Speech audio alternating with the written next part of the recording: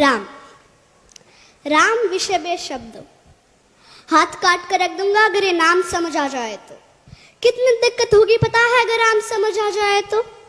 भाई राम राम तो कह लोगे पर राम सा दुख भी सहना होगा। पहली चुनौती ये होगी कि मर्यादा में रहना होगा, और मर्यादा में रहना मतलब कुछ खास नहीं कर जाना है, बस त्याग को गले लगाना है और अहंकार जगाना है। अब अपने राम लला के खातिर इतना न कर पाओगे, अरे शबरी का जूठा खाओगे तो पुरुषोत्तम कहलाओगे। काम क्रोध से भीतर रहकर तुमको शीतल बनना होगा। बुद्ध भी जिसके छाव में बैठा है ऐसा पीपल बनना होगा। ये सब वह भी शून्य में रहकर प्यारे, तभी तुमको पता चलेगा थे कितने अद्भुत राम हमारे।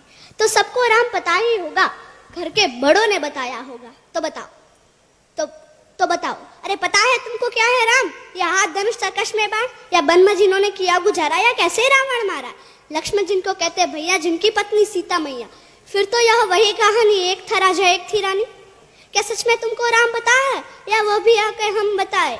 या तुम लोगों के नाम जपो में पहले सा आराम नहीं, या तुम लोगों के नाम जपो में पहले सा आराम नहीं। इस जबरदस्ती के जय श्री राम में सब कुछ है, बस राम नहीं। अरे पल पल हंसना भी है और पल पल रोना भी है राम। सब कुछ पाना भी है और पाकर खोना भी है राम। ब्रह्मा जी के कुल से होकर जो जंगल में सोए हो, जो अपनी जीत का हर्षो रावण की मौत पे रोए हो, शिव जी जिनकी सेवा खातिर मारुत रूप में आ जाए, शेष नागकुल लक्ष्मण बनकर जिनके रक्षक हो जाए, और तुम लोग काम क्रोध छल कपट अहंकार सीने से लगा के सो जाओगे, तो कैसे भक्त बनोगे उनके, कैसे राम समझ पाओगे? अघोर क्या है पता नहीं और शिव जी का वरदान चाहिए। ब्रह्मचर्य का इल्म नहीं और इन भक्त स्वरूप हनुमान चाहिए। भगवा क्या है क्या ही पता, पर लहराना सबको होता है। भगवा क्या है वही जाने जो भगवा ओढ़ है सोता है। राम समझना है ना तुमको? निश्चित मंदिर जाना होगा, उससे पहले भीतर जा संग अपने राम को लाना होगा। अवधपुरी का उत्सव था, सबने खूब मनाया, कोई कसर नहीं छोड़ा, क्योंकि मेरे राम आए हैं।